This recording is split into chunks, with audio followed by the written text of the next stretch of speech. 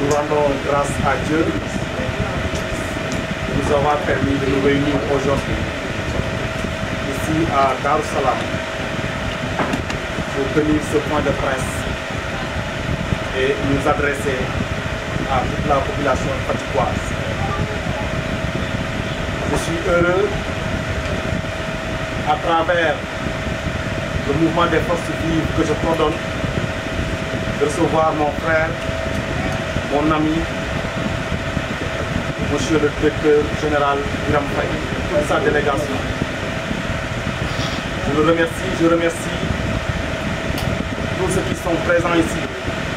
Il me sera difficile de citer des noms parce qu'il y a beaucoup de personnalités qui sont présentes dans cette salle, mais comprenez que mon salut et mes remerciements vont à l'endroit de tout le monde. La convergence des forces vives que j'ai l'honneur de coordonner a un rôle à jouer. Elle l'a toujours joué et elle continuera de le jouer dans ce que nous pensons toujours être juste. On s'était engagé dans une coalition qui s'était donné mission de briguer la municipalité. Nous étalant son projet, nous avions pensé en son temps que c'est là-bas où nous devions nous engager. Nous nous étions engagés dans cette coalition, nous y avons travaillé jusqu'au moment où mon cher frère et ami, le directeur général, M. Biram Faye, m'a rencontré, a échangé avec moi sur les projets de cette ville, sur l'ambition que son Excellence, le Président de la République, a pour cette ville. Et à partir de ce moment, j'ai compris que le vrai et le meilleur chemin était celui de Benno Bokk Yakaar. Ça, c'est l'aspect politique. Je suis un intellectuel, un petit, certes, mais qui a le minimum pour savoir lire entre les lignes. Mon souhait, mon désir, mon combat, c'est de voir Fatick aller de l'avant, c'est de voir Fatick se développer. Je ne fais pas de distinguo entre les différentes personnalités qui se proposent de mener cette ville à bon port. Non. Mon analyse est plutôt orientée sur ce qu'on nous propose. Ce sont les projets de développement. On discute d'idéologie, d'idées, pas de principes ni de convictions. Les principes, c'est autre chose.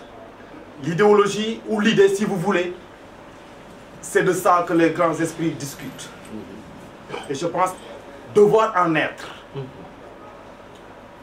Je peux me tromper. Mais je préfère l'idéologie. Je préfère la vision. Je préfère l'ambition que le principe. Je parle ainsi parce que j'ai entendu beaucoup de choses autour de ce concept que je viens de prononcer. Il ne va pas quitter l'autre coalition parce que c'est un homme de principe. Effectivement, c'est par principe que j'y étais. Et c'est par principe que j'y sors aujourd'hui. C'est quoi le principe? C'est s'engager dans une cause qu'on croit être juste et opportune. La cause que je crois être juste et opportune, c'est celle-là que mon frère et ami, monsieur le directeur général Biram Faye, m'a fait comprendre. Après un long échange, je me suis rendu compte que le meilleur chemin pour conduire Fatick vers le développement, c'était vraiment celui sur lequel il s'est inscrit. Et je le rejoins.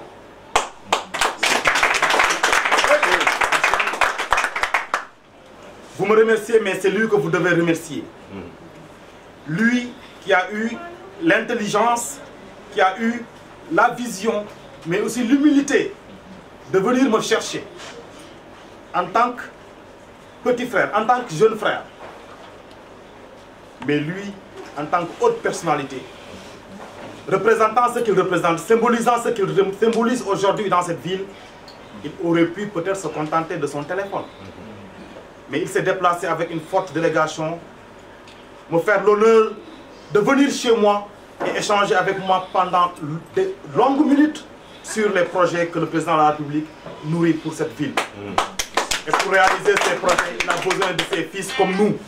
C'est pour cela, moi, je m'y suis engagé et j'appelle tout le monde, mes sympathisants, tous les membres de la convergence des forces vives, mes sœurs et frères de Dar es Salaam, mais aussi de toute la ville de Fatick de manière générale, à venir autour de cette idéologie qui est le développement de Fatick et qui sera portée par Benno Bokk Yakaar. Je ne saurais encore être très long. Cette déclaration devait se faire un peu plus tôt, puisque on avait discuté cela fait quelques jours, mais malheureusement, je dois vous dire ici que cela a été retardé parce que tout simplement ça n'a pas été une décision facile à prendre. La pression venait de toutes parts, c'était très compliqué. Ma famille s'y est impliquée de manière vraiment indescriptible. La pression était trop forte pour moi, mais la famille étant séquelée, j'ai privilégié le sang que toute autre ambition, que toute autre conviction, que tout autre principe. Je suis éduqué comme ça, je suis sénégalais, je suis sérère. La famille est plus forte que tout pour moi. Et j'ai mis ma famille en avant. Je remercie le directeur général, M. Biram Faye. Je remercie le président de la République, son Excellence, M. Macky Sall. J'appelle tous les fils du quartier. J'appelle les mamans et les papas, les sages, j'allais dire, mais surtout aussi les primo-votants, qui représentent un nombre important, très significatif, surtout dans ce mouvement que je coordonne, à vraiment aller s'inscrire, à aller, autant pour moi, voter massivement, Inch'Allah, le 23 pour une victoire de Benno Bokk Yakaar.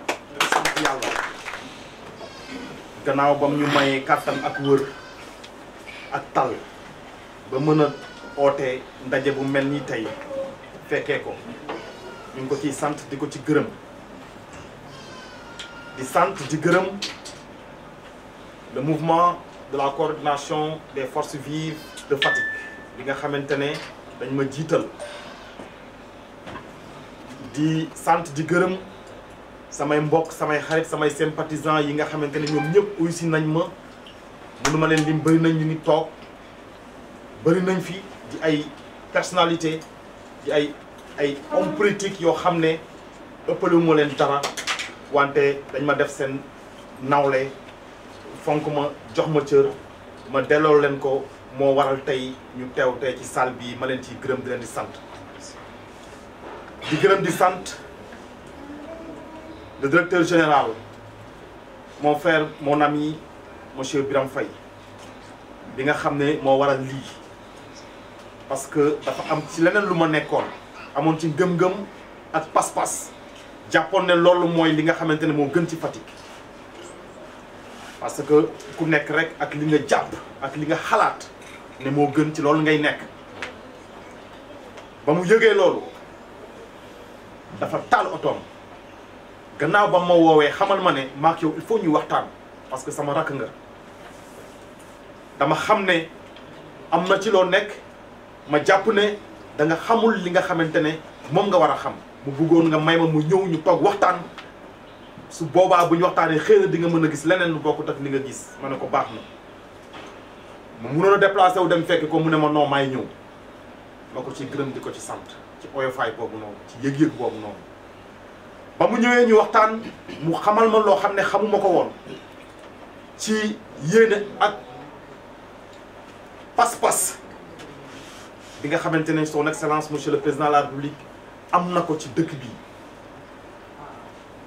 ñu waxtaan ci lu yàgg waxtaan ci moom mii yéen ak pas-pas bi nga xam ne aussi am na ko pour dëkk bi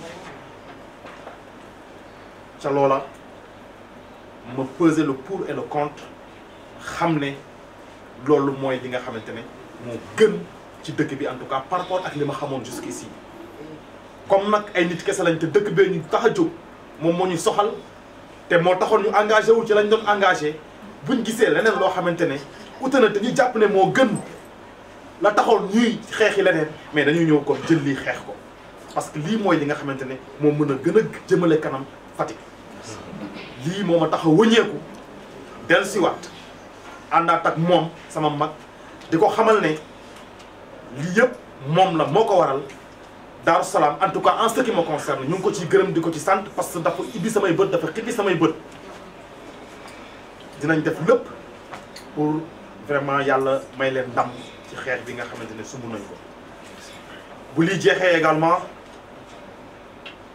mënuñoo ñàkk a wax li gën a déterminant ci choix boobu noonu muy samay mbokk sama famille samay dëkkandoo samay am di jàmm parce que bu caaxaan weesoo kenn amul lu dul loolu mbokk moo gën ay milliards mbokk moo gën loo gis parce que am na fooy toll milliards mënu laa téye mbokk la mun a téye am na fooy toll mbokk la mun a taxaw te lii samay mbokk ñoo ko bëggoon autant que ni ñu toll man rek maa ci génnoon li ko dalee ci sama caatu yaay ba ci man mii di wax ak yéen amul kenn koo xamante ne àndoon na ci combat boobu nga xamante ne engagé woon naa ci li ma wax ni dama ciy boole mon frère Birame Faye parce qu'il fait partie de la famille xam naa ne ñu bëri xamuñu ko on a le même sang on est des parents kon tey mu nekk taaw ci kër ga bu ñëwee toog en tant que frère aîné xamal ma ne sa famille yëpp li ngay def nii d'accord ci bëgguñu ko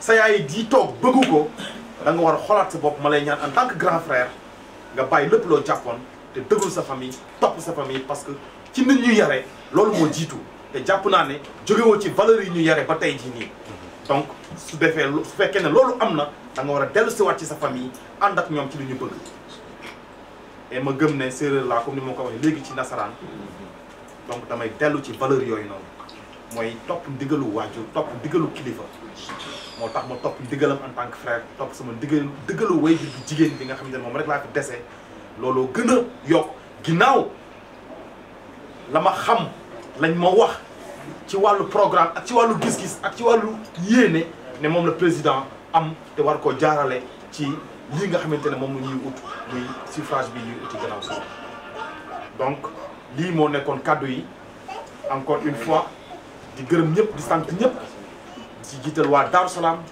di jiital samay xarit ak samay mbokk ñu ngi nii toog du ma lim su ma limee juum gis naa seen taxawaay maa ngi leen di sant di leen di gërëm naaj bi tàng na 16h la ñu wootee 15h30 ba tey yéen a ngi fi am nañu añul ma leen di gërëm di leen di sant ci loolu di gërëm son excellence monsieur le président de la république di gërëm mon frère encore une fois mon ami monsieur Birame Faye bi nga xam ne moom ma dindi war ma yoon bi wax dëgg fa yàlla waral li yëpp tey am na ko ci sant di ko ci gërëm. C'est vrai que j'avais décidé de ne pas parler pour 40 jours au moins, pour respecter la mémoire de mon épouse qui a été arrachée à notre affection par Allah le Tout-Puissant. Mais en tant que tête de liste proportionnelle, j'étais dans l'obligation d'être en Fatick et de pousser la coalition Benno Bokk Yaakaar vers la victoire. Mais à côté de cette décision qui a été prise, le respect, la considération, l'estime et la confiance que vous, mon camarade, mon frère, mon ami, Pape Leyti Faye, m'oblige et m'impose à prendre la parole. Donc je voudrais rendre grâce à Allah le Tout-Puissant qui nous a permis tous d'être là et de nous porter en bonne santé. Je voudrais également exprimer mes remerciements les plus chaleureux et les plus sincères à nos amis de la presse qui ont fait le déplacement comme d'habitude, à nos familles, nos parents, nos voisins, nos camarades, qui ont encore fait le déplacement sous le chaud soleil et qui ont passé la journée ici, comme Pape Leïty vient de le dire. Je voudrais exprimer ma gratitude et ma reconnaissance à mon jeune frère et ami, camarade, Pape Leïty Faye, ancien du mouvement syndical associatif estudiantin, cadre, censeur du lycée de Fatick et leader de la convergence des forces vives. Il vient de prendre une décision extrêmement importante, une décision qui se justifie pour plusieurs raisons.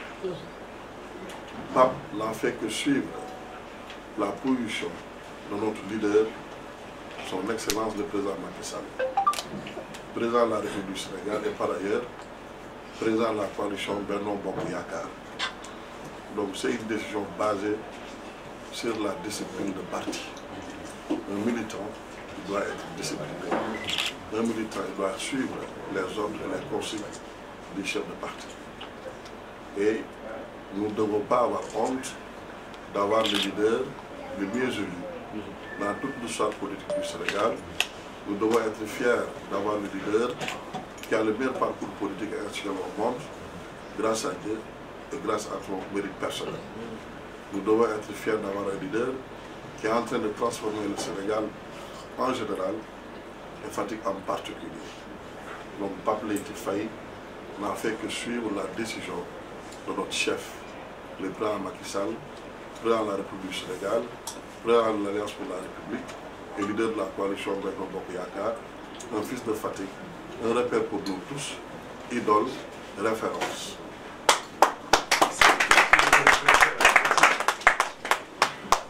Le président est en train de désenclaver totalement Fatick. Il est facile avec lui de faire Dakar-Fatick, Dakar-Kaolack, Dakar-Bambey via Niakhar, Dakar-Diourbel via Gossas et Diakhao, Dakar-Fimela, Dakar-Gambie via le pont de Farafenni, Dakar-Founioul. Donc avec lui, nous avons droit à des infrastructures portuaires, des infrastructures routières, des infrastructures éducationnelles comme le lycée technique, l'école de formation de la gendarmerie, des infrastructures religieuses même, avec le mosquée qui vient juste d'inaugurer, des infrastructures administratives avec la mairie, la gouvernance, et ainsi de suite, et tous les services qui étaient en location, même l'eau douce qui coule dans nos robinets, est un signe de développement. Avec lui, beaucoup de fils de Fatick ont été promis à de hauts postes de responsabilité.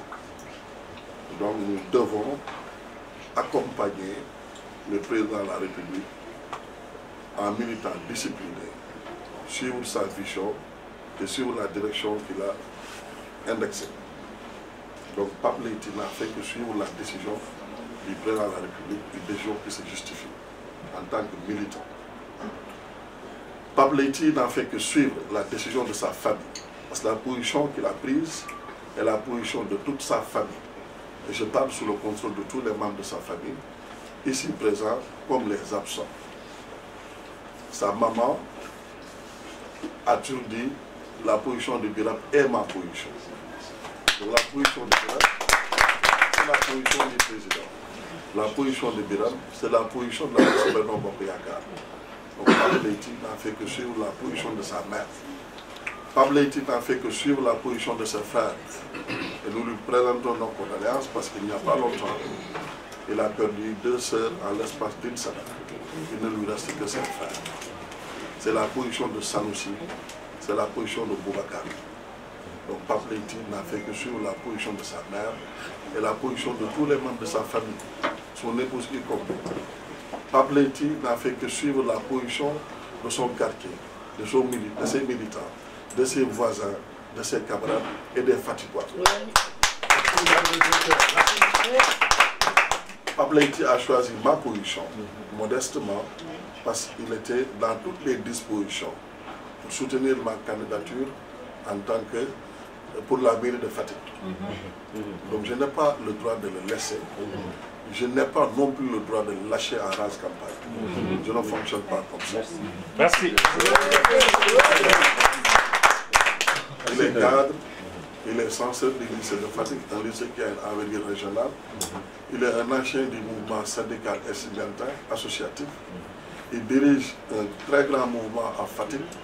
C'est un homme de principe intègre, connu pour ses vertus et ses valeurs. Malgré tout ça, il avait choisi de soutenir ma position. Donc si je suis plus candidat, je dois l'embarquer et l'enrôler. C'est ça mon devoir. Oui. Pape Leïty n'avait absolument rien à gagner en étant de l'autre côté. Il est cadre, il n'est pas investi. Il n'a absolument rien à gagner en faisant face à la position du président, en se dirigeant contre la décision du patron, alors qu'il n'est pas investi. Il n'a absolument rien à gagner, il ne sera pas présent au conseil municipal, il ne pourra pas non plus impacter les décisions qui sont prises par le conseil municipal.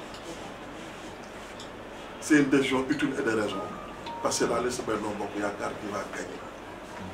C'est la liste du, Oui. du président, c'est la liste des Fatickois, c'est la liste de sa famille, c'est ma liste et je suis son candidat.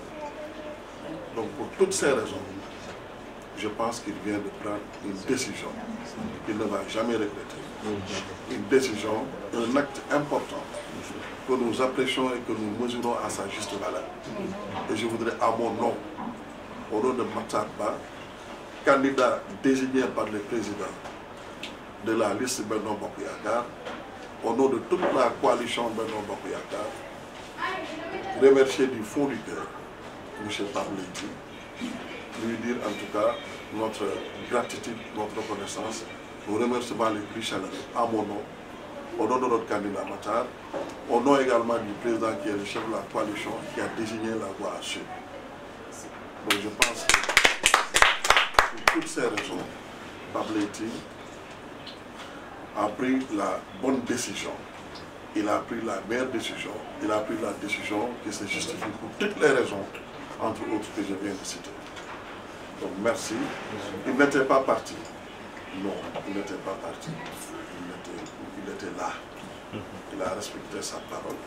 Je le dis souvent, Pape, si je dis que la fin du mois, j'ai payé votre formation, et qu'à la fin du mois, il y a une crise économique, et que je ne perçois pas mon salaire, bon, le cœur paye, mais l'acte ne se fait pas. Donc il n'était pas parti. Parce que respecter sa carte, accepter sa carte, c'est la même chose. Moi, je suis allé dans 15 heures, je suis 17 heures, tu as fait don de ton mieux. Et il y a un monde de bug. Donc, je suis venu, di gërëm ñëpp di sant ñëpp di baalu ñëpp ak di baal ñëpp ak di leen ziar di sant yàlla mi ñu may ñu fekkee ak tal jotaay bu am solo bi ma bëggoon tàmbali samay kàddu ci gërëm ak sant Pape Leïty Faye di rakk di bokk di xarit di kàngam fii Fatick di kilifa bu mag ci université yi mu jaar yëpp ràññee ko ci wàllu njàng jiite lycée bu Fatick bii jiite aussi kuréel bu rëy bu am solo boo xam ne moom tudd convergence des forces vives donc maa ngi koy gërëm di ko sant lim ñu boole lim ñu yëgal lim ñu déglu ak lim ñu dégg dogal bi mu jël dogal bu am solo la ndax nit da ngay am kilifa ndaw soo buggee yilif da ngay nangu ñu yilif la du njiitu réew mi fii la juddoo màgge fi di suñu kilifa di suñu ndam di suñu sag di suñu tiitar di suñu royukaay di suñu lépp bu jëlee dogal amuñu beneen pexe lu dul topp ci te waruñ ci am gàcce ndax képp kuy politique ci àddina Sénégal moo ci gën a rafet bal jaar-jaaram moo gën a mucc ay jaar-jaaram homme politique ci àddina bi yëpp yàlla moo ko may ak engagement ak bëri personnel li mu def Sénégal ci wàllu développement dans le cadre du PSE def ko Fatick ci wàllu désenclavement te foo Fatick jokkaloo foo jógee Fatick dem fu la neex muy Dakar muy Kaolack muy Bambey muy Diourbel muy Fimela muy Foundiougne muy Gambie fu ne def ko ci wàllu infrastructure administrative service yi woon ci dëkk bi yëpp am seen dalu bopp def ko ci diine ji ci armée yi ci église yi ci jumaa yu bees yi mu ibbi yàggul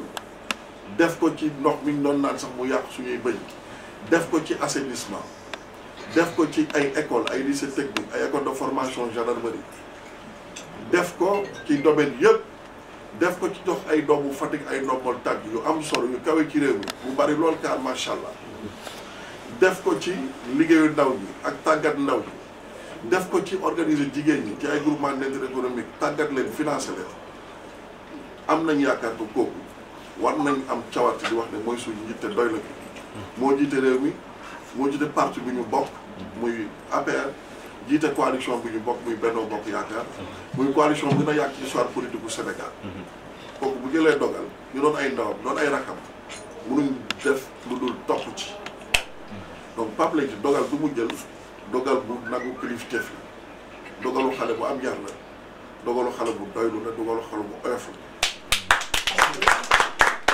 leneen li mooy nit amul lu dul ay mbokkam ak ay jegeñaale Pape Leyti ñu koy jaale ñaari magam yu jigéen ñi fi wàcc ci liggéey yàggul yàlla jële leen fi yàlla xaar leen ci àddina firdawsi gën a kawe jéggal leen seeni bàkkaar àtte leen ci yërmande Pape desewul ñu dul mbokkam yi topp ñaar laa ci lim muy Boubacar mele di sama agent ak Sanoussi mele di jàppale Matar Ba ci wàllu politique Pape Leyti yaam dafa ne fu ma far fala far yaa man la àndal rakab yeeg magam yi ñun la ñu àndal njabootam yi yëpp ñoom ñëpp ñun la ñu àndal donc mu ñu jël dogal boo xam benn mbokkam àndu ci loolu du lu baax leneen li man Pape Leyti dafa mos a wax ne man la àndal su ma nekkee candidat ma am kilifa déggal ko moom it daa war a am kilifa déggal ko donc man su ma nekkoon su ma bëggoon doon candidat ne je suis candidat à la candidature xam naa ne du may dogal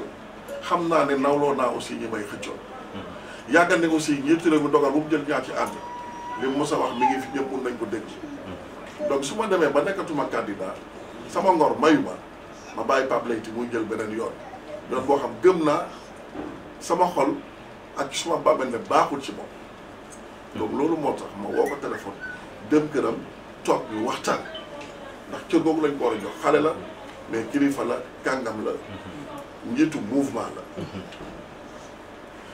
leneen li mooy position bi mu jël tey mooy position ay dëkkandooyam ñu ngi fiy toog du ma leen lim parce que luñ juum ay kilifa rek a fi nekk mooy position ay mbokkam mooy position ay xaritam mooy position waa Fatick leneen li fañ ko doon woo investir ñu ko fa amu fa dara donc amul lenn lu mu fay def ndax du nekk ci conseil ba bu ñu jël dogal it mënu ko fekk donc am ñooñu doon leen bor donc loolu aussi bëggoon naa ko leeral bu baax a baax leneen li am ndaw la di politique am njàng am yar ak teggin di ko jub ku ñu nawloo ku am jikko yu rafet ku am yar bu baax dara jomb ko ci réew mi donc bokk foo xam ne aussi dañ lay gañe suba gratuitement loolu baaxul sax ci parcours am ak ci carrière ndax de Fatick nag xam ngeen ne ba àddunay tukki incha allah naa Macky Sall bañ a bëgg wala bañ a bokk mais tant que mu ngi bëgg du bokk moom moo fi gañe loolu la yàlla dogal ndam li nag foofu laay jeexale du ndam rek yem ci li ñu bëgg di ko ñaan yàlla di ko sàkku ci yéen mooy ndamu Sénégal yépp bu Fatick gën ci rafet ngeen ci jekk ngeen ci yàgg ngeen ci mucc ayib ndax loolu mooy suñu sàkk mooy sàkku président loolu nag ñaar a koy waral yéen ñëpp kenn bañ a des dëkkandooy mbokk yi xarit yi am na jàmm yi soppe yi ngeen wax ak ñoom bañ a fàtte kenn ku ci nekk jëli carte électeur am coow li bari na wante kuy dem ci xare da ngay yor ngànnaay donc ku ci nee na jëlee carte électeur am su bés baa ñëpp teel a wote su ngoonee victoire du Sénégal yëpp bu Fatick ngeen ci rafet waxoon naa nag du ma jël kàddu ci campagne bi yëpp ndax dafa tombeek ngeen fukki guddi sama soxna li nga xam yàlla rek ko mën a fay ci taxaw bu ma taxaw ñaar fukki at wante lu mel ni aussi bu la ko mel nii defalee munoo def lu dul nii ma doxale donc maa ngi jégalu di baalu taskatu xabaar yi ñu fi teelu yàgg di leen baalu àq di leen ñaanal jàmm te di ko sàkku ci yéen jërë ngeen jëf. député El Hadj Diop amoon ndombo tànk yu rëy ci parti bi mu nekkoon ak coalition bi mu nekkoon jànge fi jànge France ñibbisi doon cadre jël décision te yàlla rek tax ndax ñi fi jël décision te yëpp jënduñ ci kenn feyuñ ci kenn ay góor pire lañ dañu xool intérêt Fatick xool dogal bu njiitu réew bi jël xool seen i mbokk fi ñu féete ñu topp ci. ñu déglu ko ci ñaari minutes mu tënk ci olof ak ci nasaraan dogal bi nga xam jël na ko. C'est ça, merci beaucoup directeur. Merci. Bonjour tout le monde. Donc moi je me présente, je m'appelle Doudou Ba. Je suis le responsable et le coordonnateur régional du mouvement And Doolel Khalifa Sall dans la région de Fatick. Je suis membre actuellement, l'unique membre qui restait dans la coalition de Yewwi Askan Wi, ici dans la commune de Fatick. Donc c'est avec un grand plaisir de me retrouver ici. Et je me sens ici en tant que frère. Parce que à côté de moi, il y a le DG, le directeur général, Biram Faye, qui est là à côté de moi. Ici, à ma gauche, il y a mon grand frère, Papis, qui est un grand opérateur économique, qui est actuellement le directeur général de l'hôtel Blue House de Saly, qui m'accompagne dans cette décision. Et je remercie plus amplement Lamine Boy, qui est à côté de moi, et Farba, qui sont des responsables politiques ici à Darou Salam. Il y a ma soeur Fatim qui est là-bas à côté. Qui me connaît, c'est que moi je suis toujours et j'ai resté toujours dans la coalition de Khalifa Sall ici dans la région de Fatick. Tout à fait. Je suis un responsable régional. Si je prends cette décision de taille pour venir rejoindre la liste de Benno Bokk Yakaar sous la bannière du directeur général, monsieur Biram Faye, qui est là à côté de moi, c'est une décision vraiment qui me tient à cœur pour venir avec vous partager cette grande famille politique d'abord. Et je tiens à vous dire que je suis avec vous et je serai avec vous au niveau de tous les combats politiques et économiques. Donc pour gàttal maa ngi koy bamtu ci olof di leen xamal ne man maay responsable mouvement And Doolel Fatick, And Doolel Khalifa Sall dans toute la région de Fatick. maa ko créé maa nekkoon ci combat yi. Actuellement man maa nekk l'unique responsable de Khalifa Sall dans la liste de Yewwi Askan Wi. Tey nag ànd naa ko sumay mbokk muy suma mag gii ma nekkal di Papis dooleel ma jël ay moyens yëpp nekk un grand opérateur économique ne ma suma rakk nga ci loo jóg dama ciy jóg.